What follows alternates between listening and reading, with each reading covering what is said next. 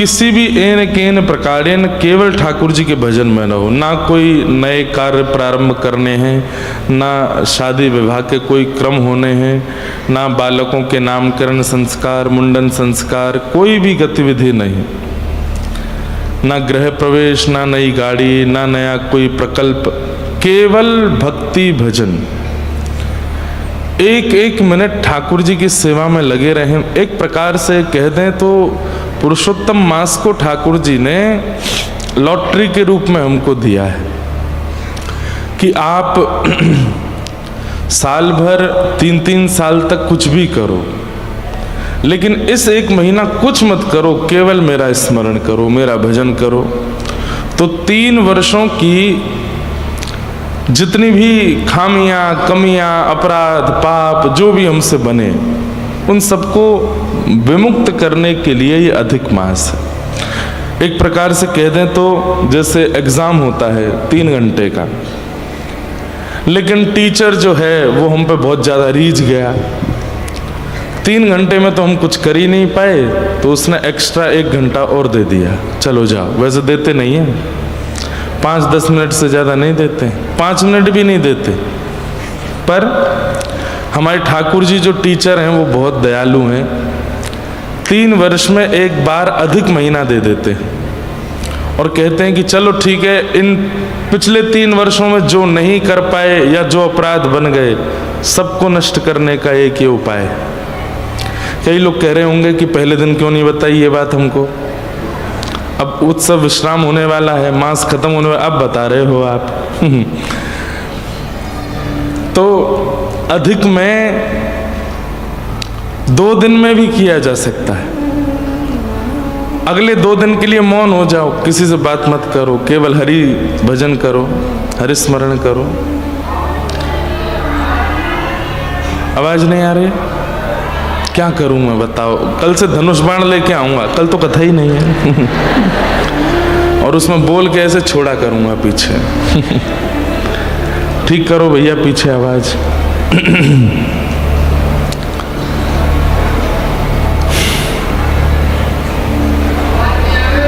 बोल ही नहीं रहा मैं।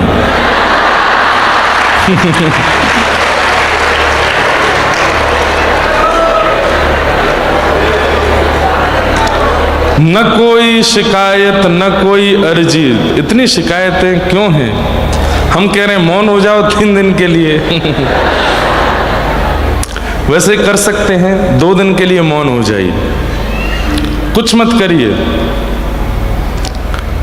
और केवल हरि भजन करो, हरि स्मरण करो, हरि शरणम हरि शरणम हरि शरणम हरि शरणम हरि शरणम। ये तो एक बहुत सुंदर नाम है, खूब गाओ हरि शरणम। तो पिछले पूरे मास में जो नहीं कर पाए वो अगले 2 दिन भी कर लें। तो अधिक मास में मैं कैसे बताऊं, कितना बोलूं इस बात को, कितना अधिक फल प्राप्त होता है? फल नहीं, पुरुषोत्तम मिलते हैं इस महीने में कुछ भी करने से। बस करो, खूब भजन करो, हरि शरणम जपो, श्री राधा जपो, गुरु मंत्र करो, मूल मंत्र करो। हमारे श्री वैष्णवी दीक्षा में मूल मंत्र है, द्वय मंत्र है, चरम मंत्र है। मंच पर पधारे हैं गुरु जी, बड़ी कृपा। आज कथा के विश्राम दिवस पर परम पूजनीय श्री गुरुदेव भगवान श्री नेत्रपाल गुरु जी आए हैं, जो कि वृंदावन में अनेक भागवत विद्यार्थियों को अध्ययन कराते हैं, स्वाध्याय कराते हैं और उन्हें इस योग्य बनाते हैं कि वे व्यासपीठ पर विराजमान होकर के भागवत के शुद्ध स्वरूप को सब वैष्णवों के मध्य में प्रस्तुत कर सके। ऐसे गुरुदेव भगवान का आज आगमन हुआ है। आपको बारंबार प्रणाम, बारंबार वंदन। तो हम क्या निवेदन कर रहे थे? पुरुषोत्तम मास, विशेष 2 दिन और बचे। इन 2 दिनों में जितना हो सके उतना भगवत भागवत का सेवा करना प्रारंभ कर दो। 2 दिन और हैं बस, उसके बाद फिर ये मास विश्राम होगा और फिर 3 वर्ष बाद आएगा। हमारे ऊपर तो ठाकुर जी की बड़ी कृपा कि एक दिन भी भगवत स्मरण के बिना अभी तो नहीं निकल रहा है।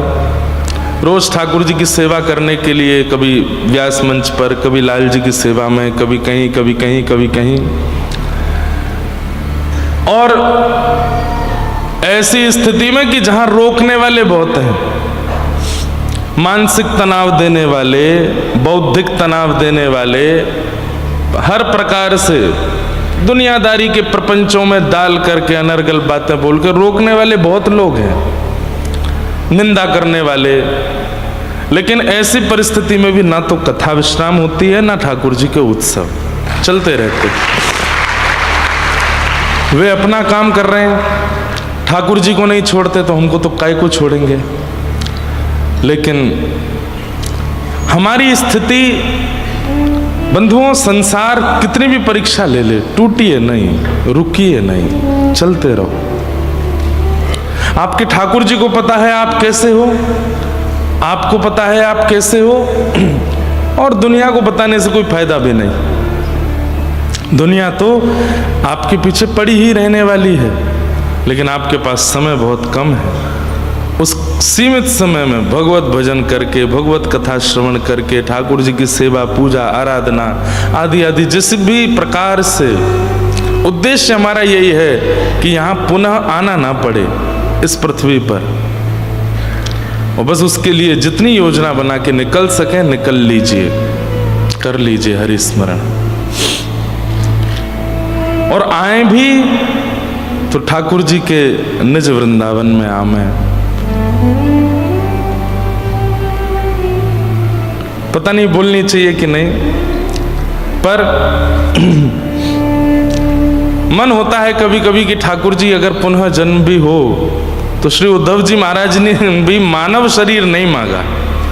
बोले अगर दोबारा आपको भेजना भी हो संसार में तो आप वृंदावन में भेज देना। आशा महो चरण रेणुजशाम हम शाम वृंदावने किमपि गुल मलतौषधीनाम।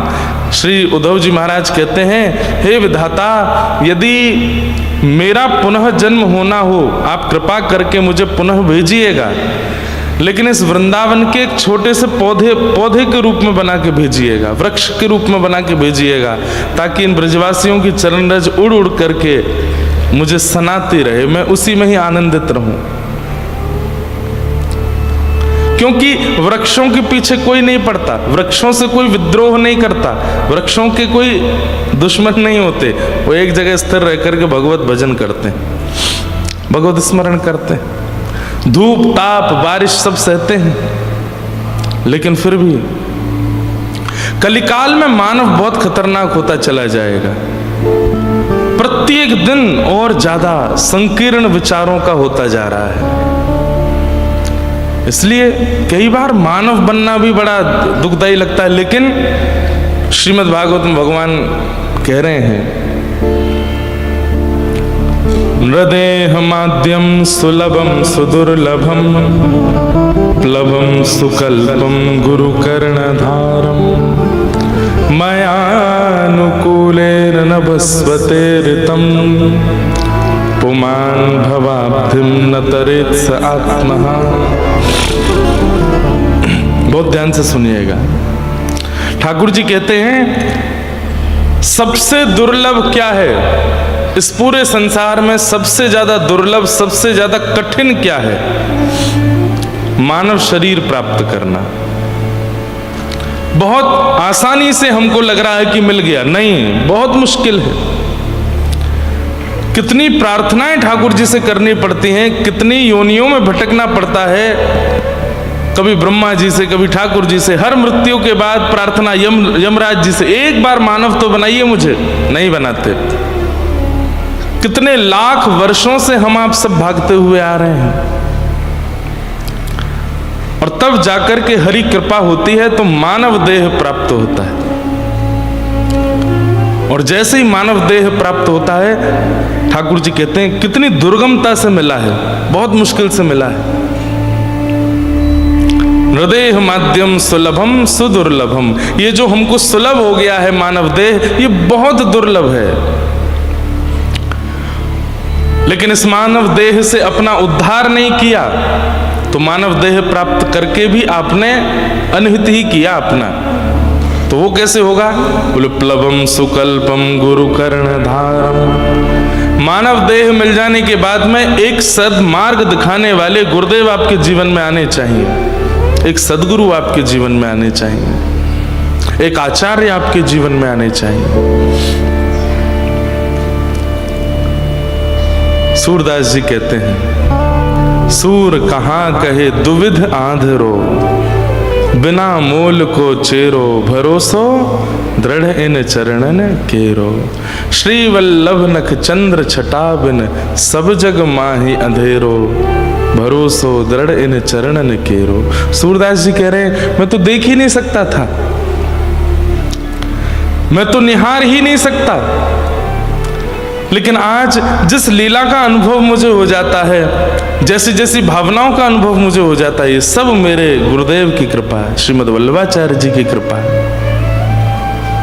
उन्होंने कृपा करके ऐसी दृष्टि प्रदान की कि उस दृष्टि से मुझे सब दिखने लगा है। तो ठाकुर जी कहते हैं, सबसे दुर्लभ मानव देह, लेकिन अगर उस मानव देह को सद्गुरु प्राप्त नहीं हुए तो वो मानव देह प्राप्त करके भी आपने उसका कोई साफल्य नहीं किया, तो एक सद्गुरु मिले। नदेह माध्यम सुलभम सुदुर्लभम प्लवम सुकल्पम गुरुकर्ण धारम मयानुकूलेन नभस्वते रतम। मैं फिर अनुकूलताएं प्रकट कर देता हूं। जैसे मानव देह मिल गया, गुरु मिल गए, अब अनुकूलता क्या है? वृंदावन जाने का मन है, पत्नी जाने नहीं देती, बच्चे नहीं जाने दे रहे, पति नहीं जाने दे रहे, माता पिता नहीं जाने दे रहे, या सब राजी भी हैं तो साधन नहीं बन पा रहा, फ्लाइट की टिकट नहीं हो रही, ट्रेन की व्यवस्था नहीं हो रही, गाड़ी नहीं हो रही, या फिर वृंदावन में जगह ही नहीं है, इतना सब ओवरलोडेड हो गया है, पहुंच के भी कोई फायदा नहीं।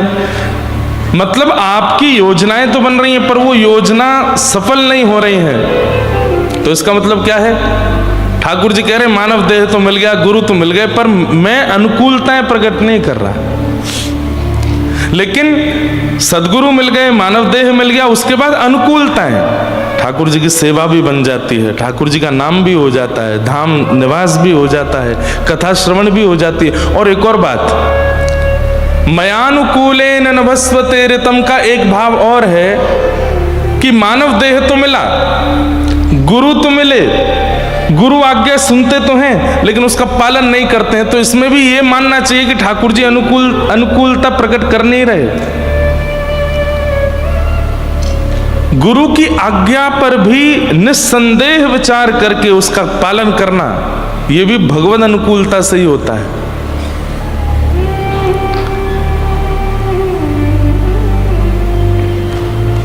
हम दीक्षा नहीं देते थे पहले, गत वर्ष इतने सारे बालक और कुछ गुरुदेव भगवान की आज्ञा हुई 2।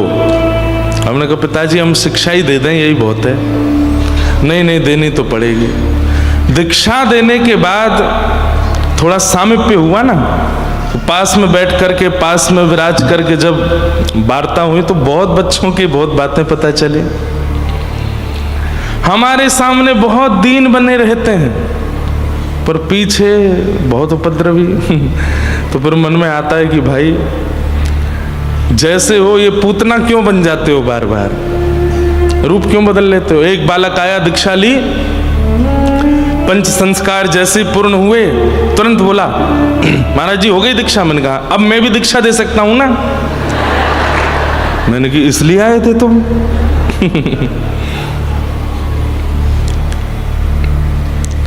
वो बहुत विचित्रता है।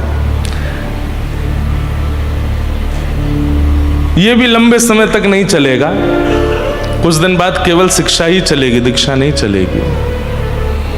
ये तो गुरुदेव की आज्ञा हुई इसलिए कुछ दिन के लिए है, नहीं तो वो भी मैं बहुत कम, कभी कभी। लेकिन याद रखिए गुरु जीवन में आए हैं तो कम से कम उनकी वाणी का पालन किया करो।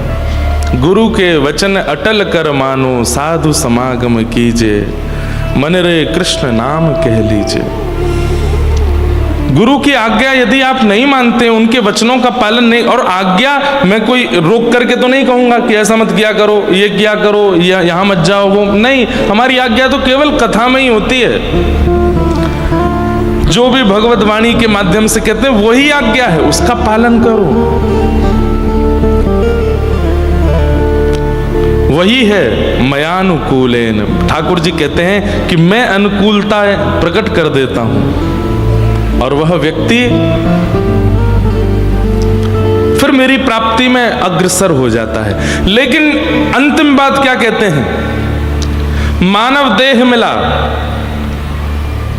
गुरु रूपी केवट मिले, और मैंने अनुकूल हवा बनकर के उसकी नौका को पार लगाने की बहुत, ये तीनों क्रम हो गए। उसके बाद भी यदि वो मेरी प्राप्ति नहीं कर पाया, इतना सब कुछ होने के बाद भी यदि मेरी प्राप्ति नहीं कर पाया, तो पुमान भवाब्धिम न तरेत्स आत्मा। हमारे पूज्य गुरुदेव भगवान पिताजी महाराज इसकी व्याख्या में कहते हैं, ये उस व्यक्ति की आत्महत्या है कि मानव देह मिला, गुरु मिले, अनुकूलताएं मिली, कथा मिली, धाम मिला, नाम मिला, तिलक मिला, स्वरूप मिला, कंठी मिली, सब कुछ प्राप्त हुआ। यमुना जी मिली, गंगा जी मिली, केदारनाथ, बद्रीनाथ, जगन्नाथ, द्वारिकानाथ, और इन सब के बीच में भगवत वार्ता, सत्संग, सब कुछ मिला। इतना सब कुछ प्राप्त होने के बाद भी यदि वो भगवत प्राप्ति नहीं कर पाया, तो ये अपने शरीर में घोट करके उसने अपनी आत्मा का वध कर दिया कि वो ठाकुर जी को नहीं मिल पाया। यही आत्महत्या है, और सब आत्महत्याएं नहीं हैं। यही आत्महत्या है कि इस आत्मा को परमात्मा से नहीं मिला पाए, इसका हम उद्धार नहीं कर पाए। इसलिए रोज चिंतन किया कीजिए, हमारा नाचना, गाना, उछलना, कूदना सब भगवत परायण हो जाए, और एक ही उद्देश्य हो कि हमारी जो आत्मा है, उसके जो मूल आधार है, वो हमें प्राप्त हो, और मृत्यु के बाद नहीं, जीते जी जीवित अवस्था में मिले, प्राप्त हो। तो इसी के लिए ये अधिक मास आता है कि आप इतना भजन कर सको, इतना साधन कर सको कि साल भर में तो उसका फल एक ही मिलेगा, इसमें अनंत मिलेगा, अधिक मिलेगा। इसलिए खूब भजन करके, खूब नाम करके, खूब कथा सुन के, खूब उत्सव करके। कल क्या उत्सव हुआ लाल जी का? नौका विहार उत्सव। हमारे उत्सव में प्रारंभ में तो हम बिल्कुल सीधे सीधे उत्सव करते हैं, बिल्कुल उपद्रव नहीं होता उसमें। लेकिन विश्राम होते होते तो पता नहीं कहां से चाबी ठाकुर जी घुमाते हैं, नेक तो कछु कर। पिताजी महाराज नाराज अलग हो जाते हैं, बोले कि अरे इतने तार फैले हैं तो पानी उछलता है सब पे। गुरुदेव, संसार के विषयों में कहीं चिपक जाएं, इससे बढ़िया तो लाल जी के उत्सव में कहीं चिपक जाएं। लेकिन ऐसी भावना तो नहीं रहती। कल खूब बढ़िया उत्सव हुआ लाल जी जैसे। अच्छा, ये हमारे सब मनोरथ हम देखते हैं, क्योंकि लाला है ना, श्री जी बाबा ही हैं सेवा में। तो जैसे नाथद्वारा में उत्सव होते हैं, मनोरथ होते हैं, वैसे ही मनोरथ करते हैं ठाकुर जी के। मनोरथ हमारे वृंदावन में श्री राधा वल्लभ जी का नौका विहार होता है, श्री बिहारी जी के नौका विहार होते हैं, राधा रमण जी के नौका विहार, सबके नौका विहार, सबके जल विहार, सबकी जल क्रीड़ा, सब जगह अलग अलग भाव से होते। पर उत्सवों की प्रारंभ स्थिति तो पुष्टि मार्ग से ही है, वहीं से ही उत्सव प्रकट हुए। ऐसे उत्सव करने हैं, ऐसा भाव रखना है। अब हम 2 दिन के लिए, कथा तो नहीं है पर एक उत्सव में ही जा रहे हैं, और वहां पर भी हमारी परंपरा के अनुसार कल्याण उत्सव कहते हैं ठाकुर जी के विवाह उत्सव को। तो कल्याण उत्सव होगा, एक यज्ञ है, उस यज्ञ में रहेंगे। फिर उसके बाद वृंदावन में 2 दिन का मतलब उत्सव तो है 10 दिन का, पर 2 दिन एक प्रेम उत्सव है श्री राधारमण लाल जी में। हमारी सबसे बड़ी जो बहन जी हैं वो राधारमण गोस्वामियों में हैं, तो उनकी सेवा है ठाकुर जी की। तो 2 दिन राधारमन जी में रहेंगे, 16 और 17। फिर 18 तारीख को एक दिन के लिए इंदौर प्रवास पर जा रहे हैं। एक दिन का वहाँ पर एक क्रम है। संध्या में 5-6 बजे से 2 घंटे का एक क्रम है संपूर्ण माहेश्वरी समाज के द्वारा।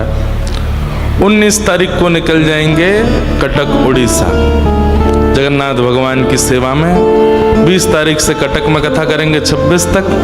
27, 28, 29, 30 4 दिन जगन्नाथ रसामृत कथा श्री स्नान पूर्णिमा के उपलक्ष्य में श्री जगन्नाथपुरी धाम में होगी। वहाँ पर जगन्नाथ जी का स्नान, जगन्नाथ जी का जन्मोत्सव है स्नान पूर्णिमा। तो लाल जी और कई सारे वैष्णव भी वहाँ पहुँच रहे हैं। 4 दिन 26 तक कटक में कथा करके 27, 28, 29, 30 जगन्नाथपुरी में श्री जगन्नाथ रस कथा और स्कंद पुराण युक्त पुरुषोत्तम महात्मा पर चर्चा करेंगे, कथा होगी। और 4 दिन खूब आनंद करेंगे। सुबह तो कथा करेंगे, पूरे दिन फिर कभी महोदधि स्नान, कभी जगन्नाथ जी का दर्शन, टोटा गोपीनाथ, साक्षी गोपाल भगवान, श्री लिंगराज भगवान, भुवनेश्वर आदि आदि सब आसपास के क्षेत्रों के दर्शन करेंगे, आनंद उत्सव किया करेंगे। रात्रि में समुद्र तट पर बैठ के कीर्तन करेंगे। ऐसा कुछ 4 दिन का विधान है। फिर 4 जुलाई से ऑस्ट्रेलिया में भक्ति पथ ऑस्ट्रेलिया के द्वारा पिछले वर्ष भी कथाएं हुई, इस वर्ष भी अलग अलग शहरों में, कहीं 2 दिन कहीं 3 दिन ऐसा क्रम। और 20 या 21 जुलाई से गुरु पूर्णिमा उत्सव इसी प्रांगण में गुरु पूर्णिमा की कथा है। और यहाँ जितने भी रामानुजदास रामानुजदासी बैठे हैं सबको आना है। पूज्य गुरुदेव भगवान कथा करेंगे सुबह के सत्र में या दोपहर, जब भी गुरुदेव को अनुकूल होगा। कथा उन्हीं की होगी। सुबह के सत्र में दीक्षाक्रम आदि सब चलेंगे और संध्या में कथा होगी। संध्या में रात्रि में फिर 1-1.5 घंटे का कुछ सत्संग आलविंदार स्तोत्र के ऊपर इस बार कुछ चर्चा होगी। हमारे स्तोत्र रत्न, हमारे संप्रदाय में आलविंदार स्तोत्र, उस पर 2-3 दिन 4 दिन जितना आचार्यों की आज्ञा से कुछ चर्चा करेंगे। सारे रामानुजदास दासी कुछ जो अच्छा गाते हैं उन सब ने मिलकर के इस बार आचार्य उत्सव के रूप में एक सुंदर संगीत भी तैयार किया है, जो कि पूरी परंपरा के लिए श्री नाथमुनि स्वामी जी, श्री यामुनाचार्य स्वामी जी, श्री रामानुजाचार्य स्वामी जी सबके भाव से कई सारे बालकों ने मिलकर कीर्तन भजन गाया है। उसका लॉन्च भी होगा। भक्ति पथ एप्लीकेशन का भी लॉन्चिंग होगी गुरु पूर्णिमा पर। ऐसा सब क्रम रहेगा, खूब आनंद रहेगा। उसके बाद फिर यहाँ उत्सव विश्राम करके न्यूजीलैंड में कथा है 31 जुलाई से 6 अगस्त। अब 7 अगस्त को 2 शब्द गुरुदेव कुछ कह के फिर आप निकल जाएंगे। कहाँ? 2 शब्द आप कह दो, सबको आशीष दे दो। अभी कथा प्रारंभ भई नहीं, अभी तो भूमिका ही चला। आज विश्राम दिवस है ना, आपका आगमन हुआ, आप आचार्य हैं, आप बोल के जाएंगे तो सबको थोड़ा आशीष प्राप्त होगा। 2 मिनट गुरुदेव का कुछ उद्बोधन आप लोग श्रवण करें। आप वे आचार्य चरण हैं जिनकी सन्निधि में पढ़कर के वैष्णव बालक सब श्रीमद् भागवत जी की सेवा में युक्त होते हैं, जहाँ पर ठाकुर जी की संपूर्ण अंग की मधुरता का वर्णन है। अधरम मधुरम, वदनम मधुरम, हसितम मधुरम, चलितम मधुरम, मधुराधिपते अखिलम मधुरम। तो ठाकुर जी के मधुरता कैसी है, जैसे नेत्र हैं तो नेत्रों का वर्णन कैसा किया गया है शास्त्रों ने। संभवतः मधुराष्टकम का जब हम आस्वादन करेंगे तो उसके भाव से ठाकुर जी के अप्रत्यक्ष दर्शन में तो जाने कितने समय है, पर मधुराष्टकम के भाव से कभी ठाकुर जी के नेत्र कैसे हैं। अभी तो हमने केवल चित्र देखे, चित्र देख करके उनका स्वरूप बनाया है, परंतु मधुराष्टकम के भाव से सुन करके नेत्र बंद करके अपने चित्र हृदय पटल पर झांकी बनाएंगे। ऐसे नेत्र हैं, ऐसे नासिका है, ऐसे मुख हैं, ऐसे गाल हैं। और उस कथा में केवल वही आमे जिनको वास्तव में भगवत दर्शन की अभिलाषा है सब प्रकार के श्रोता, ज्ञान मार्गी, वैराग्य मार्गी और आदि आदि भावों के, वे सब भी उसमें पधारें तो खूब आनंद रहेगा। तो करेंगे कभी योजना बना करके। तो भगवान ने रास विहार किया। रस और रास दो शब्द हैं। रस का स्वरूप है कि हम ठाकुर जी के सन्मुख जामें, वो रस है। आप वृंदावन आए, मैं नाथद्वारा आऊं, ये सब रस है। लेकिन हम पर कृपा करके ठाकुर जी हमारे पास आ जाएं, वही रास है। जैसे हमारे गिरधर लाल जी, इनको हम नहीं लेके आए, ये स्वयं पधारे, ये रास है। आप विराज रहे हैं और अचानक कोई कृपा करके आपको कुछ प्रदान कर जाए, भगवत संबंधी भाव, तो यही रास है। आप बैठे हैं, अब लगभग कथा में एक काम होता है क्या, 7 दिन के अंदर जगन्नाथपुरी से भी प्रसाद आता है। हर कथा में कोई ना कोई वैष्णव लेके आता है। जगन्नाथपुरी का प्रसाद आता है, द्वारिका का प्रसाद आता है, नाथ द्वारा का सागर आ जाता है, वृंदावन के बिहारी जी की माला आ जाती है। कोई इतने सारे वैष्णव आते हैं, कोई कहीं ना कहीं से तो आता है। कहीं ना कहीं का, कहीं ऐसा नहीं होता, विदेशों को छोड़ के भारत में लगभग कथाओं में सब जगह का प्रसाद आ जाता है अपने आप। कोई वैष्णव कहीं का लिया है, कोई कहीं का लिया है। ये रास है कि आप पहुंच नहीं पा रहे, आप उपस्थित नहीं हो पा रहे, आप उनके समीप नहीं जा पा रहे, लेकिन ठाकुर जी अपनी कृपामयी दृष्टि से कोई ना कोई भाव आप तक पहुंचा रहे हैं। ये सूक्ष्म रास है। लेकिन महारास क्या है कि आप बैठे हैं और अचानक किसी दिन ठाकुर जी पीताम्बरी पहन करके आपके सन्मुख ही आ गए, ये महारास है। ठाकुर जी आ जाए तो वही रास का प्रसंग हम लोग कल श्रवण कर रहे थे। तत्पश्चात युगल गीत सुनाया गया। वाम बाहु कृत वाम कपोलो, भगवान अपने बाम बाहु की ओर अपने बाम मुख को छुपाते हैं। बाम बाहु कृत वाम कपोलो, वल्गित भ्रूरधरार्पित वेणुं, कोमलांगी भिनाश्रित मार्गं, गोप्य ईरयति यत्र मुकुंद। कितना सुंदर है। बाम बाहु यानी कि ये, बाम कपोलो यानी कि ये, बाम बाहु कृत बाम कपोलो, वल्गित भ्रूर अधरार्पित वेणुम, ये स्वरूप है ठाकुर जी का। कोमलांगी भिराश्रित मार्गम, गोप्य ईरयति, ईरयति मतलब देख रही हैं, यत्र मुकुंद, ठाकुर जी ऐसे वेणु बजा रहे हैं। इतने डूब गए हैं। अब फिर से वेणु गीत ही शुरू हो जाएगा, लेकिन उस झांकी का दर्शन करके गोपियां अति आनंदित हो जाती हैं। कितने सुंदर लग रहे हैं श्याम सुंदर। भगवान के उस भाव का दर्शन करके, उस झांकी का दर्शन करके अपने चित्त में उस भाव को बैठा लेते हैं। इस प्रकार पूरा युगल गीत सुनाया गया। युगल गीत इसलिए कहा गया, यहाँ पर 2-2 श्लोक युगल भाव से चलते हैं। एक श्लोक में प्रश्न है, एक में उत्तर है, एक में प्रश्न है, एक में उत्तर है, एक में प्रश्न है, एक में उत्तर है। इस प्रकार इस पर भी आज तक कभी बृहद व्याख्या एक बार की है। कोरोना काल में सप्त गीतों पर कथा की थी, एक बार मैं कर चुका हूँ इस पर भी, पर इस पर भी विस्तार से कथा अभी बहुत समय से नहीं कही है। पहले वेणु गीत कहेंगे, फिर युगल गीत कहेंगे। आगे भगवान के द्वारा कंस वध का पूरा प्रसंग सुनाया गया। नारद जी महाराज ने जाकर के कंस को समझाया कि तुम धनुर्यज्ञ करो, और उस धनुर्यज्ञ में श्री कृष्ण बलराम को आमंत्रित करो। किस भाव से आमंत्रित करो? पुरस्कृत करने के भाव से आमंत्रित करो।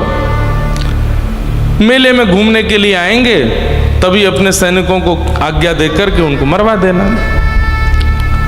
कंस ने नारद जी महाराज की इस बात को माना और श्री अक्रूर जी महाराज को वृंदावन भेजा है। अक्रूर जी महाराज से कहा जाकर के कृष्ण बलराम को लेकर के आओ। ठाकुर जी गौचारण करके लौट रहे थे।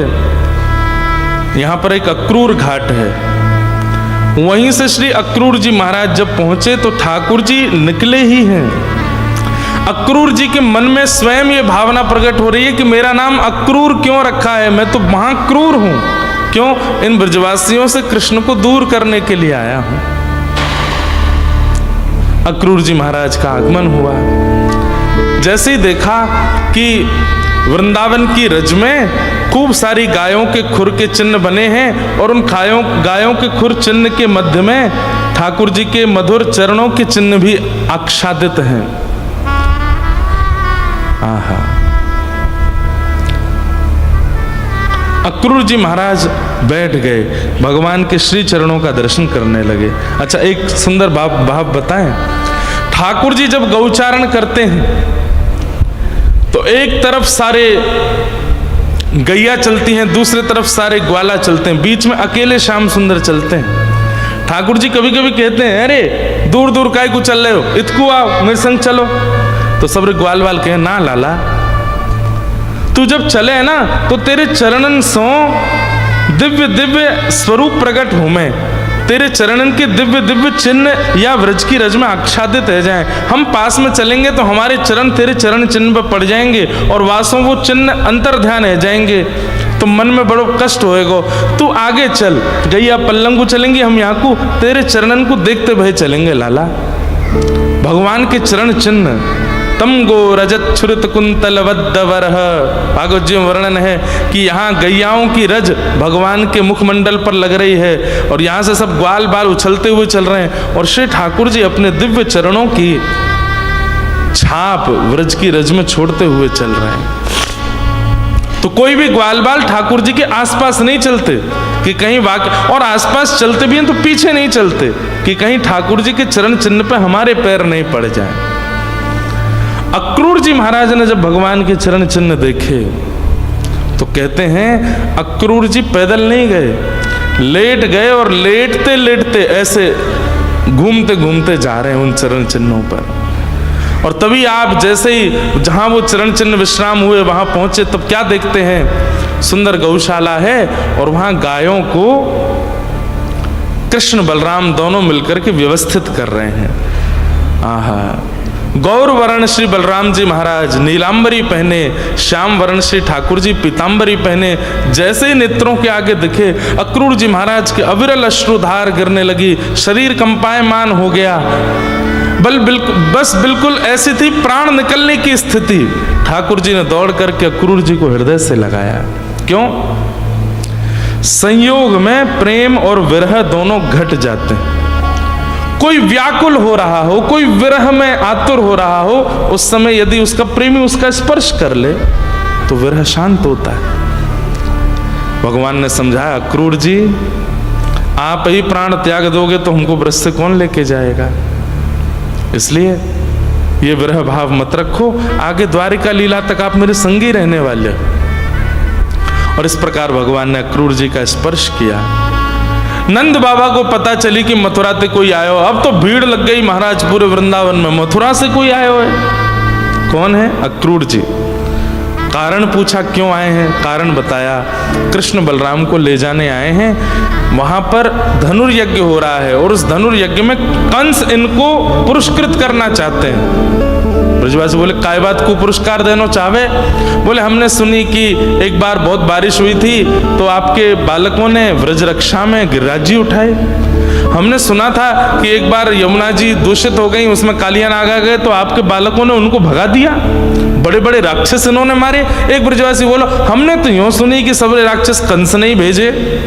अक्रूर जी बोले, कंस यदि राक्षस भेजते तो पुरस्कार देने के लिए बुलाते, ऐसी भावना चित्त में मत रखो। ये सब अपनी अपनी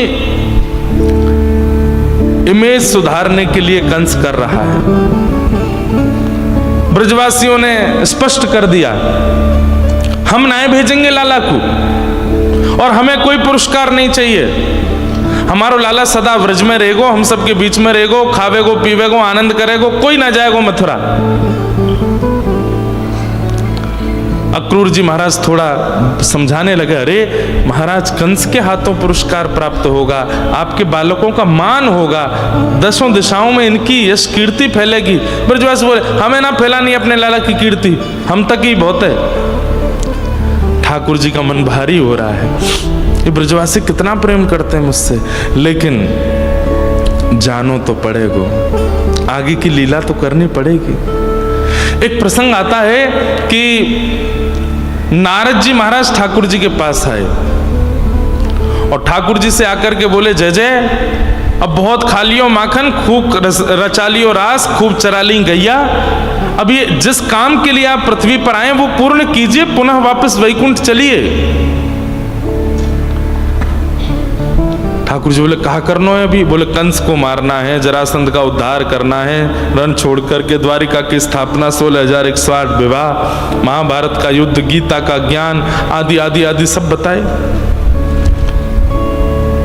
तो कहते हैं ठाकुर जी भावुक होके नारद जी से बोले, मैं तो भूल ही गए हो, मैं तो इन ब्रजवासीन के प्रेम में भूल ही गए हो कि मैं परमात्मा हूं, कि मुझको ये सब भी करना है। नारद, एक कामनाएं है सके? बोले, कहा? तू महादेव से जाके बात कर ले कि आगे परब्रह्म की पदवी को वो संभाल लेंगे। तू ब्रह्मा से जाके बात कर ले कि परमात्मा की गद्दी को ब्रह्मा संभाल ले, मैं त्याग पत्र दे रहा हूं, मुझको नहीं अब परमात्मा के रूप में रहना, मैं या ब्रज में ही रहूंगा, इन ब्रजवासीन के बीच में ही रहूंगा, आगे की लीला जैसे होनी है तू सब संभाल ले। नारद जी, आप तो सब कर सकते हो, मुझको या ब्रज से आगे नहीं जानो है, इन ब्रजवासीन के प्रेम से मैं इतना आनंदित है गया हूं, अब मेरे यहां से कहीं जावे को मन नहीं है। नारद जी बोले, पूरे विश्व को मोह विमुक्त करने वाला परमात्मा स्वयं मोह में आ गया, इन ब्रजवासियों का मोह आपको हो रहा है। अरे परमात्मा कोई पदवी नहीं है कि आप हटे तो कोई और बैठ गया, परमात्मा परमात्मा होता है। आपका कोई जन्म करता नहीं है, आपका कोई प्राकट्य करता नहीं है, आपसे पूरा विश्व चलता है। नाथ, कैसी बात कर रहे हैं कि कोई और परमात्मा बन जाए? ठाकुर जी बोले, कैसे जाऊं? ये मधुमंगल, श्रीदामा, तन सुखा, मन सुखा, ये मुझे इंद्र आदि देवताओं से भी ज्यादा प्रिय हैं। नारद, मैं कैसे जाऊं इनसे दूर? नारद जी बोले, मुझे कुछ नहीं पता नाथ, आप कुछ भी करिए, अब ब्रज से तो आपको बाहर जाना पड़ेगा। तो वही बात याद करके अब जब सब ब्रजवासी मना कर रहे हैं, हमें पुरस्कार नहीं दिलवाना, हमें अपने लाला को यश कीर्ति नहीं दिलवानी, सो ठाकुर जी हृदय पर पत्थर रख के थोड़ा बनावटी मुंह बना करके बोलते हैं, क्यों ना दिलवानो? तुम्हारे बालकन को यदि पुरस्कार मिलवे वारो होता तो लपक के ले जाते मथुरा, लेकिन नंद जी के लाला को पुरस्कार नहीं मिलना चाहिए, नंद जी के लाला को कोई यश कीर्ति नहीं मिलनी चाहिए। अरे नंद को लाला तो सदा चोर बन के रहना चाहिए। तुम सब ब्रजवासी चाहो ही ना हो कि मुझको यश मिले, कीर्ति मिले, सम्मान मिले। ये बात सुनकर के ब्रजवासी स्तब्ध हो गए। ना है लाला, हमारी ऐसी भावना ना है, हम वाह भाव सो नहीं कह रहे हैं। लाला तू जाने ना है कंस कितनो क्रूर है। ठाकुर जी बोले, अरे कितनो भी क्रूर हो, पुरस्कार देवे के काजे बुला रहे हो। लपक के 2 मिनट में सबन ने मनाए कर दी कि ना भेजेंगे अब अपने लाला को, हमें ना दिलवानो यश कीर्ति वैभव। क्यों? या 4 दीवारी में ही मुंह को भीतर रखोगे, यहीं बूढ़ो कर लोगे। अरे सबके बालक घूमे जामे, सबके बालक आगे जामे, हम क्यों ना जा सकें? हम भी जाएंगे। ये बात मन से नहीं बोल रहे हैं ठाकुर जी, लेकिन कुछ तो क्रिया बनेगी व्रत से निकलने की। नंद यशोदा सब ब्रजवासी चुपचाप ठाड़े ठाकुर जी को देख रहे हैं।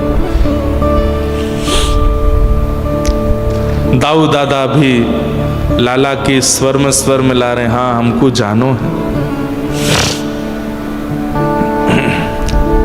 ऐसा ये व्रज, आज कोई भी ब्रजवासी सोए नहीं है रात्रि भर।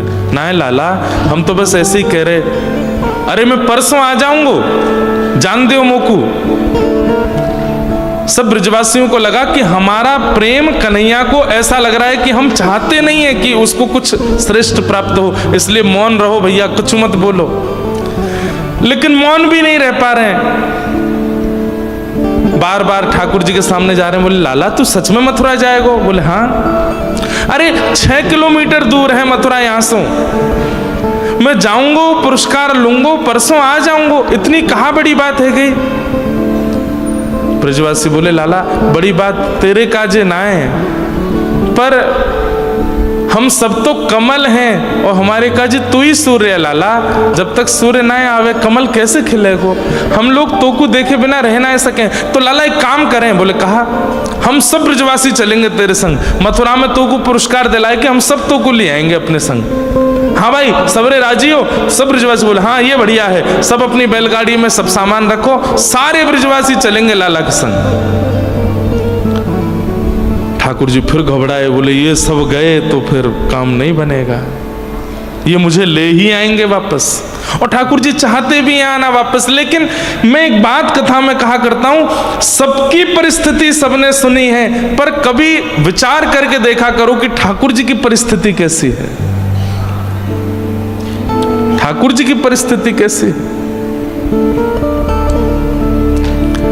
तुरंत ठाकुर जी खड़े हो गए, नहीं अब मैं बड़ो है गऊ, दाऊ दादा बड़े है गए, कोई नहीं जाएगो, हम अकेले जाएंगे। ब्रजवासी बोले यहाँ में कौन सी बड़ी बात है लाला? अरे मथुरा बड़ो शहर है, वहां सब लोग घरन में रह में, कोई गोबर वोबर के घरन में ना रहे। मतलब ऐसी बात करनी कि जिससे ब्रजवासियों को थोड़ा बुरा लगे और वो मुझे अकेला जाने दें, जानबूझ के कर रहे हैं। बड़ो शहर है मथुरा, हम सब लोग ग्वारिया हैं, गोबर के चिने भय घरन में रह में, वहां जामेंगे, जाए करके गामन की सी स्थिति प्रकट करेंगे, मथुरा के लोग हंसेंगे हम पर। लाला आज हम तो को गाम बारे लग रहे हैं, हम सबन के घर तो को गोबर के चिने भय लग रहे हैं, और हम सब तो को सीधे सीधे बोलना कि हम सब बेसहूरे हैं। ठाकुर जी बोले मैंने यो ना कही कि तुम सबरे बेसहूरे हो, लेकिन मथुरा के लोग उपहास करेंगे, हंसी करेंगे, और हंसी करेंगे तो फिर सबरे रोगे। या हमारे एक बार मैं और दाऊ दादा अकेले जाएंगे, अगली बार कभी होगा तो सब संग में चलेंगे, कोई नहीं जाएगा, और यदि सब जावे की जिद करेंगे तो मैं नहीं जाऊंगा। ब्रजवासी सब कह रहे हैं पता ना कहा बात है कि ऐसा कहा है कि लाला को जावे की जिद है, अकेले ही जावे की जिद है, हमारे संग नहीं जाएगा। और ये सब बातें कह करके ठाकुर जी एकांत में जाकर रो लेते हैं। यशोदा मैया मौन हो गई। लाला के वस्त्र, लाला की पाग, लाला के आभूषण, लाला के सब सामग्री एक थैला में धर रही है, एक मटकी में सुंदर मक्खन धर रही है, और दाऊ दादा को बता रही है सुबह स्नान के बाद ये पोशाक पहनाई दियो, ऐसे सिर पे पाग धारण करा दियो, ज्यादा सुंदर मत बनाइयो, मथुरा की गोपीजन कैसे देखेंगे आपको।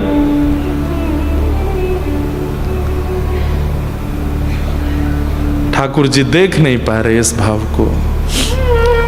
नंद भवन की अटारी पर खड़े होकर के पूरे वृंदावन को देख रहे हैं, मानो अपने नेत्रों में बसा रहे हैं, अपने रोम रोम में बसा रहे हैं, और प्रणाम कर रहे हैं वृंदावन को। हे साक्षात श्री जी के स्थूल रूप वृंदावन,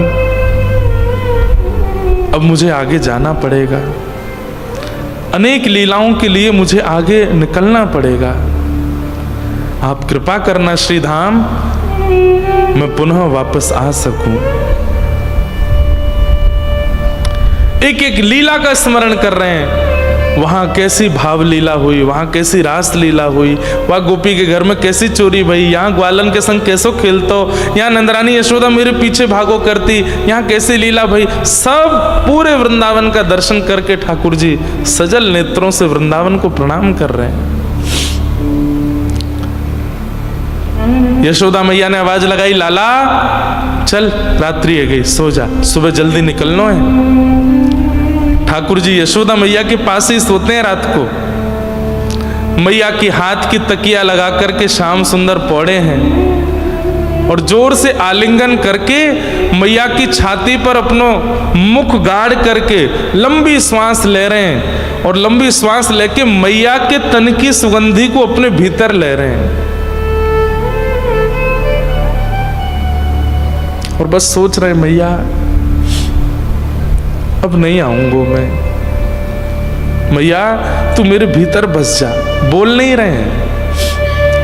यशोदा मैया के एक एक अंग को स्पर्श कर रहे हैं ठाकुर जी, कोमल हाथों का स्पर्श करते हैं। जाते मैया रोज गाल पकड़े, रोज केश सवारे, रोज ठाकुर जी को स्नान करावे।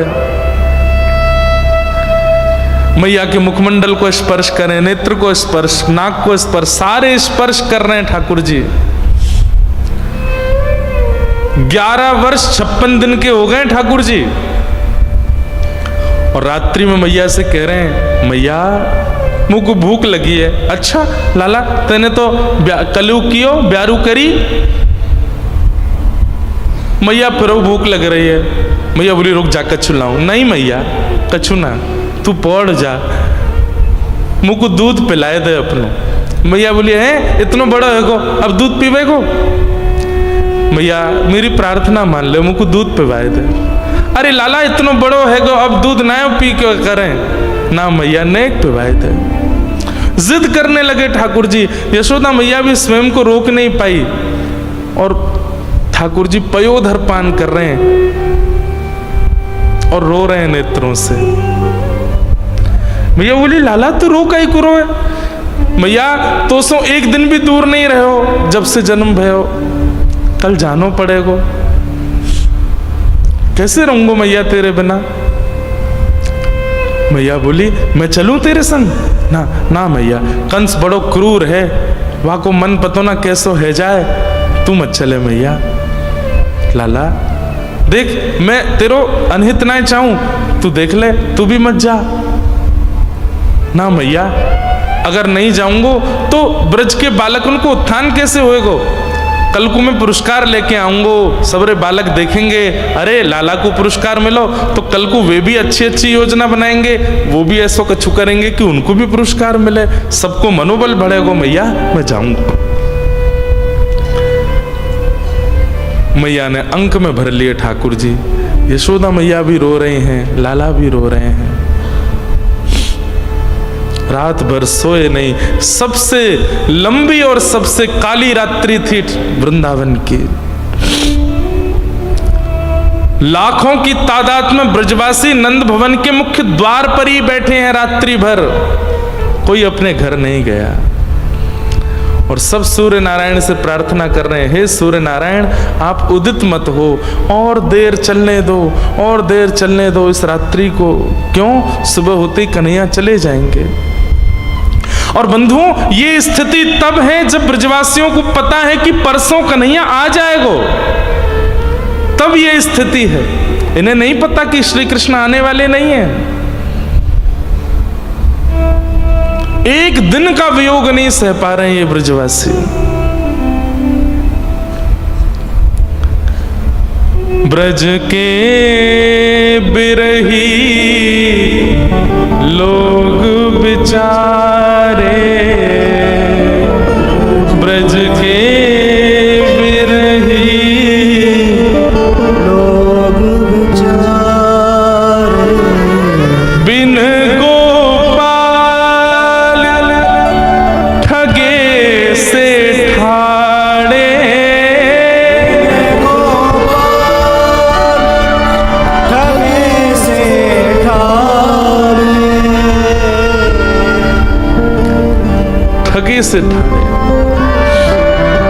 ब्रज के बिरही लोग बिचारे, ब्रज के बिरही लोग बिचारे। प्रातः काल का समय हुआ, यशोदा मैया की नींद लग गई और जब आंख खुली तो क्या देखती है? लाला अपने आप नहा लियो। लाला ने वस्त्र भी पहन लिए और ठाकुर जी अपनी पाग बांध रहे हैं अपने हाथ से पहली बार। और यशोदा मैया उठ करके, लाला तू कब उठ गयो? मैया बस अभी उठो। तू नहा लियो? तुम मोए ना उठा सको?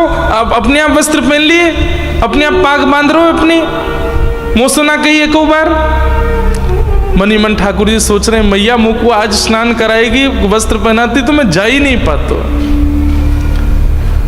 अब दूर जानो है तो अपने आप अभ्यास करने पड़ेंगे। मैया मुझ को लगी कि कल मथुरा में स्वयं स्नान करना पड़ेगा, तो आज से ही प्रारंभ करूं कैसे स्नान होवे, कैसे वस्त्र। ठाकुर जी को नहीं आते वस्त्र पहनने, आज तक नहीं आते। आज भी कोई भक्त पहनाए तो पहनते हैं, लेकिन उस दिन स्वयं धारण किए। माखन की लौनी और सुंदर रोटी के साथ मैया ने बाल भोग करायो है, लड्डू पवायो, दूध पिवायो, लाला को तिलक कियो है। मेरो लाला खूब प्रेम से जाइयो, विजयी है के लौटियो, पुरस्कार लेके आइयो। दाऊ दादा और ठाकुर जी दोनों ने प्रणाम किया। आंखें लाल पड़ी हैं ठाकुर जी की, पर अश्रु को आने नहीं दे रहे हैं। बंधुओं, अश्रु आपके वश में नहीं होता। श्वास और अश्रु, ये दो गतिविधि हम लोगों की ऐसी है जिसको हम चाह करके रोक नहीं सकते। श्वास कितनी भी रोक लो, बहुत देर बाद लेनी ही पड़ेगी, उसके बिना चलेगा नहीं। ऐसे अश्रु है, अश्रु भावनात्मक प्रकट होता है, उसको आप कितना भी चाहो कि ना निकले ना निकले, मैं पी जाऊं, नहीं पी सकता कोई। लेकिन अगर कोई पी रहा है, समझो वो कितना विरह में है। ठाकुर जी अश्रु नहीं प्रकट होने दे रहे हैं। आंखें लाल पड़ी हैं, नीचे नजर करके चल रहे हैं, किसी को देख नहीं रहे, क्योंकि किसी का रूप देख लूंगा तो कहीं मैं टूट ना जाऊं। नंद भवन से बाहर निकले लाखों ब्रजवासी और बिल्कुल शांति, ऐसा लगी ही नहीं रहा कि सामने कोई खड़ा है। क्यों? सब अपलक नेत्रों से कृष्ण को देख रहे हैं। और धीमे से आवाज आती है, लाला मत जाना, लाला तू मत जावे, लाला तू जैसे कहेगो हम वैसे रहेंगे, लाला तू मत जावे। अरे हम ब्रजवासी के प्रेम से बड़ो पुरस्कार है लाला। ठाकुर जी सुनते सुनते धीमे धीमे निकलते जा रहे हैं, किसी का प्रत्युत्तर नहीं दे रहे। ब्रज की इस अवस्था को देख करके, इस स्थिति को देख करके अक्रूर जी महाराज ने मन में विचार किया, ये क्या हो रहा है? इन ब्रजवासियों की स्थिति देख करके लगता नहीं है कि ये कृष्ण को केवल बालक मानते हैं। अरे इनके प्राण बसते हैं श्री कृष्ण में, और मैं ऐसे कृष्ण को लेके जा रहा हूं और मुझे पता है कि कृष्ण वापस आने वाले नहीं है। क्यों? क्योंकि जब अक्रूर जी वृंदावन आ रहे थे तो देवकी मैया मिली हैं अक्रूर जी से, और अक्रूर जी से कहती हैं मेरे लाला को लेने जा रहे हो? बोले हाँ। याद रहे 11 वर्ष 56 दिन वियोग सहा है मैंने, अब नहीं जाने दूंगी लाला को, तो व्यवस्थित करके आना ब्रजमंडल को। और सुनो, यशोदा को बता के आना कि कृष्ण मेरा पुत्र है। इसलिए नहीं कि मुझ में कोई प्रतिस्पर्धा है या मेरे अंदर कोई ईर्ष्या भाव है, केवल इसलिए कि वो माँ है, प्रतीक्षा करेगी अपने पुत्र की, और प्रतीक्षा में कहीं पागल ना हो जाए, इसलिए उसको वास्तविकता बता के आना कि कृष्ण देवकी नंदन है। अक्रूर जी महाराज ने स्थिति देखी, तुरंत नंद भवन के भीतर यशोदा मैया द्वार पर खड़ी थी। मैया से बोले मैया 2 मिनट भीतर आओ, मुझे आपसे चर्चा करनी है। भीतर ले जाकर के चरणों में बैठ करके अक्रूर जी महाराज कहते हैं मैया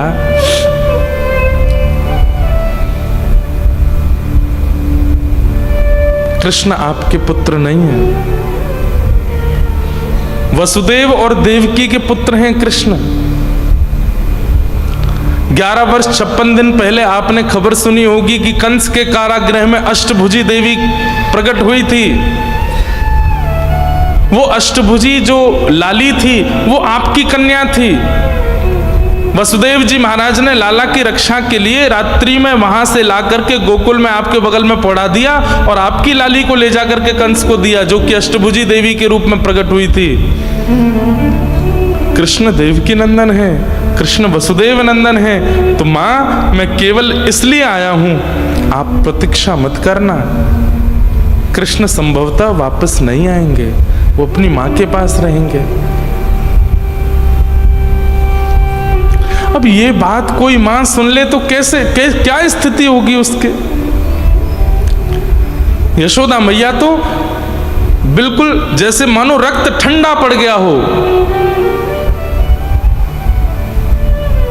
अक्रूर जी कह करके तो चले गए, यशोदा मैया को थोड़ी देर तो होश ही नहीं आया, और थोड़ी देर बाद जब होश आया तो उठ करके चल रही हैं, पैर रखती कहीं है, जाता कहीं है, लड़खड़ा रहे हैं, जैसे तैसे बाहर पहुंची। ठाकुर जी रथ में बैठे ही थे, गोपियां सामने लेट गई हैं, हमारे ऊपर से ले जाओ रथ को। ठाकुर जी चिल्ला चिल्ला के बोल रहे, अरे मैं परसों आ जाऊंगा, इतना रोवे की कहा बात है, इतने विलंब, इतने परेशान है की कहा बात है, मैं आ जाऊंगा परसों। जैसे ही रथ बढ़ा है आगे, यशोदा मैया की आवाज आई। ठाकुर जी देख नहीं रहे हैं पीछे मुड़ करके, बस नेत्र बंद करके बैठ गए हैं। तभी आवाज आई, कन्हैया, लाला। और जैसे ही लाला शब्द, कन्हैया शब्द सुना, समझ गए तो मैया बुला रही है। ठाकुर जी ने पीछे मुड़ करके देखा, अब तक जितने अश्रु छुपाए थे एक संग फूट पड़े, और चलते हुए रथ से श्री कृष्ण कूद पड़े, दौड़ करके गए और मैया के गोद में जाकर के ऐसे लद गए, और लद करके दोनों हाथ पैरों से मैया को आलिंगन कर लिया। हाँ मैया, कहाँ भयो? मैं आ जाऊंगा ना परसों, मैया तू रोवे मत। यशोदा मैया हंस भी रही है, रो भी रही है। कन्हैया परसों आएगो? बोला हाँ। मेरे सिर पे हाथ रख के सौगंध खा के गए परसों आवेगो? ठाकुर जी कुछ नहीं बोले। आऊंगो ना मैया? बोले कहना तेरी सौगंध मैया, आ जाऊंगो। बचपन से तो तेने इतनी बार सौगंध खाई, आज खा ले। ठाकुर जी कुछ नहीं बोले। यशोदा मैया पुनः हृदय से लगाती है, बोले तो कुछ संकुचित ना करना चाहूं लाला, लेकिन आज मुझको पता चली कि तू मेरो लाला नहीं है, तू तो देवकी को लाला है।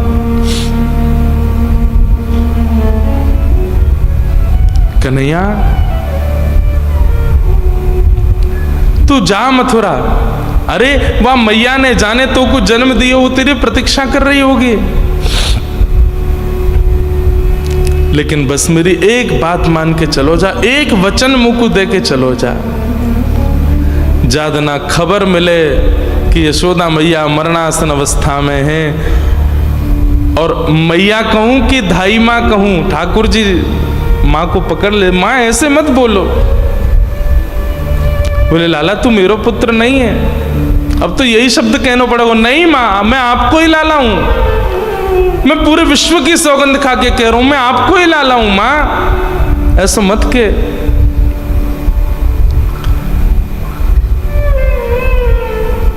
मैया कह रही है लाला चलो जा, लेकिन बस याद रखियो ज्यादा ना खबर मिले कि यशोदा मैया मरणासन अवस्था में, लौट के आई जाइयो, और बस मेरे सामने आके ठाड़ो है जाइयो, तो कुछ देखते देखते प्राण त्याग दूंगी। वासों का हुएगो पतो है? कहा मैया, अंते यामती सागति, अंत में जाकू देखते भय प्राण त्यागे ना, अगले जन्म में वो मिल जाए। लाला तू या जन्म में तो मेरो पुत्र नहीं बन पाए, तो को देखते भय प्राण त्यागूंगी तो अगले जन्म में तू फिर मेरो लाला बन के आएगो, और जितनी कमी या जन्म में रह गई वो सब पूर्ण करूंगी मैं। खूब प्रेम से जाइयो, अपनो ध्यान रखियो, ज्यादा ऊधम मत करियो। और बस ऐसा कहते कहते यशोदा मैया मूर्छा अवस्था में पहुंच के ठाकुर जी मैया के चरणों में प्रणाम करते हैं, संपूर्ण व्रज को प्रणाम करते हैं, और रथ में आरूढ़ होकर के मथुरा के लिए प्रस्थान कर जाते हैं।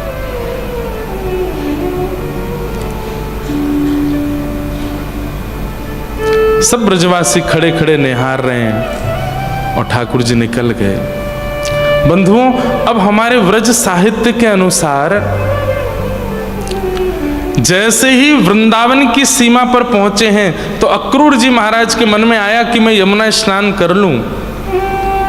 और अक्रूर जी श्री यमुना स्नान करने के लिए गए हैं तो ऐसा वर्णन करते हैं कि ठाकुर जी ने वहां 2 रूप प्रकट कर लिए और अपने स्वभावजन्य रूप को तो ठाकुर जी ने व्रजमंडल में बिछा दिया। मतलब कण कण में ठाकुर जी आ गए, कण कण में, वृक्षों में, वल्लरियों में, छोटे छोटे पौधे पत्ते सबके अंदर ठाकुर जी विद्यमान हो गए। ठाकुर जी का स्वभावजन्य रूप पूरे व्रजमंडल में आच्छादित हो गया और ठाकुर जी का प्रभावजन्य रूप आगे की यात्रा पर गया है। और इसका प्रमाण कि जब अक्रूर जी ने स्नान किया तो यमुना जी में ठाकुर जी ने उनको चतुर्भुज रूप में दर्शन भी कराया। प्रभाव जो है ठाकुर जी का, जहां वे सुदर्शन धारण करते हैं, जहां वे हाथ में गदा धारण करते हैं, जहां वे परब्रह्म रूप में रहते हैं, वो प्रभाव अब द्वारिका और मथुरा लीला में आगे गया है। पर ठाकुर जी का जो स्वभाव है, जहां वे प्रेमी बनकर के अपने भगवत तत्व को छुपाते हैं, केवल वेणु धारण करते हैं, प्रेम में वशीभूत होकर के बाल बाल गोपियों के संग आनंद करते हैं, वो रूप ठाकुर जी का वापस वृंदावन में चला गया। और प्रकट रूप में नहीं, अप्रकट रूप में वृक्ष, वल्लरी, रज, कण, यमुना जी सब में विराजमान हो गया। इसलिए ठाकुर जी कहीं भी अनुभव दे देते हैं, किसी वृक्ष में, कभी यमुना जी में, कभी किसी कण में, कभी किसी गली में, कभी कहीं, क्योंकि संपूर्ण व्रजमंडल ही कृष्ण हो गया है। और ठाकुर जी मथुरा के लिए गए। मथुरा पहुंचे श्याम सुंदर। मथुरा में जाकर के एक धोबी का उद्धार किया, माली का उद्धार किया, कुबल्या पीड़ हाथी का उद्धार किया, धनुष भंजन किया। बड़े बड़े मल्लों के साथ युद्ध करके भगवान ने महाराज कंस के मुकुट को उतार के उनके शीश को पकड़ करके 50 सिड्डी ऊपर से नीचे पटक दिया, वध कर दिया। पूरी मथुरा नगरी देख रही है। क्षण भर में ठाकुर जी ने आकर के सारी लीलाएं कर दी। उग्रसेन को राजा बनाया और दौड़ करके भगवान कारागृह में गए हैं। 11 वर्ष 56 दिन से प्रतीक्षा कर रही है देवकी मैया। और आज जैसे ही श्याम सुंदर इतने बड़े होकर के मैया के सन्मुख पधारे, दौड़ करके मैया ने हृदय देखिए, ये ठाकुर जी का स्वरूप। एक जगह विरह दे करके आए हैं, एक जगह वियोग दे करके आए हैं और एक जगह आकर के संयोग दे रहे हैं। संयोग प्रदान किया। और भगवान ने देवकी वसुदेव से प्रथम आज्ञा प्राप्त करी, क्या कि अब मुझे पढ़ने के लिए विद्यालय जाना है। देवकी मैया बोली, लाला अब ही तो आयो है।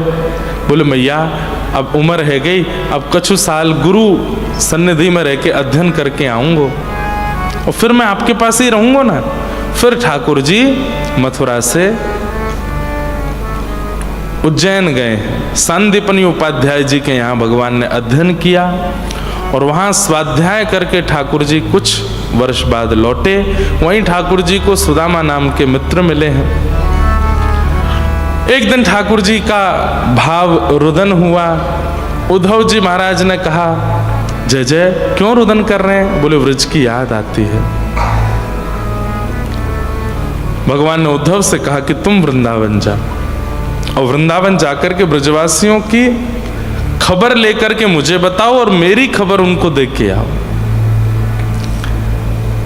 और श्री उद्धव जी महाराज ठाकुर जी की आज्ञा से वृंदावन गए। वृंदावन जाकर के बहुत विरह का प्रसंग है, इसलिए ज्यादा इसका विस्तार वृंदावन में नहीं करना है।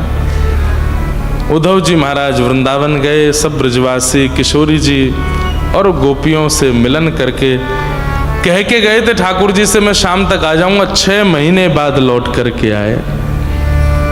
6 महीने बाद जब श्री उद्धव जी महाराज पधारे, अत्यंत प्रेम युक्त होकर के आए। कहाँ वृष्णीनाम प्रवरो मंत्री कृष्णस्य दयित सखा शिष्यो बृहस्पतिर साक्षात उद्धवो बुद्धि सत्तम।